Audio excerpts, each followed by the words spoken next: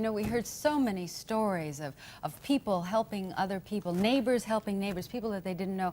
Especially trouble were the elderly people who live in the Marina District. We have reports of neighbors coming in and carrying in their arms these little old ladies who are 80 who couldn't walk.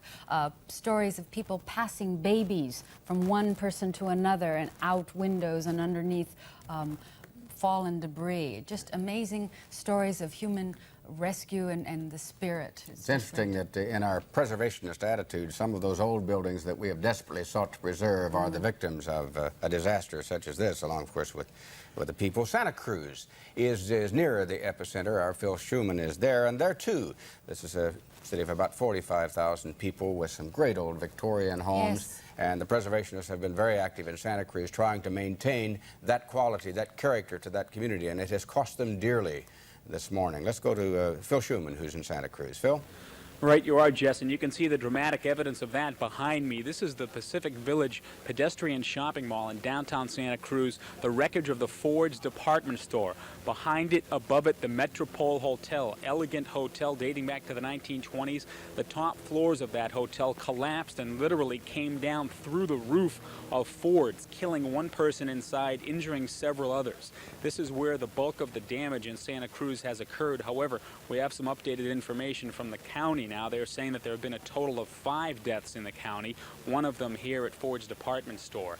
There's a possibility that a couple of other people are unaccounted for, not only here in the pedestrian mall, but also in a coffee bean roasting plant just north of the downtown area where there was also one confirmed fatality. Now, the city of Santa Cruz is starting to wake up this morning. Believe it or not, the garbage men were out just a few minutes ago right on the other side of this mall picking up the garbage as if nothing had happened. The buses are running. People are starting to come out of their homes and wander down here. They are not letting the merchants who own these stores back in.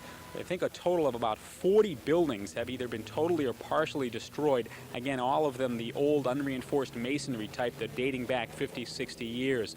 County officials are planning a briefing at about 8 o'clock over at the Civic Center. We hope to try to attend that and find out some more information. The freeways in and out of the Santa Cruz area are pretty much shut down. You can't get in and out unless you're here on a reporter or perhaps in an emergency vehicle.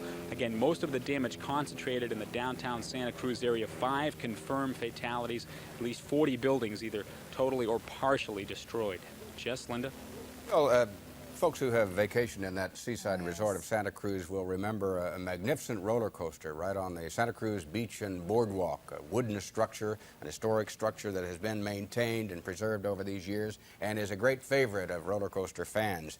I'd be curious to know how it has fared if you find out throughout this morning. I'm going to definitely find that out. We didn't have time to check on that. We came right in here to set up and get on the air, and that's going to be one of the things we go look at. All right. Thanks, Phil. Yeah, a lot of people know about the Big Dipper. Yes, that's indeed. what it's and called. we'd had calls from people who have students at the University of California, Yes. Santa Cruz. As you mentioned, that is one of the newest campuses of the university system, but it is built among the redwoods. And we had reports, especially out of the Los Gatos area, Saratoga area, where damage has been caused by redwoods toppled by this earthquake. And that, I suppose, would be the concern around the University of California at Santa Cruz, built right in the redwoods. Also, they're very concerned about structural damage. In fact, we have a team from UCLA of structural engineers who had left last night to go up and try to assess the damage to the University of California Santa Cruz campus.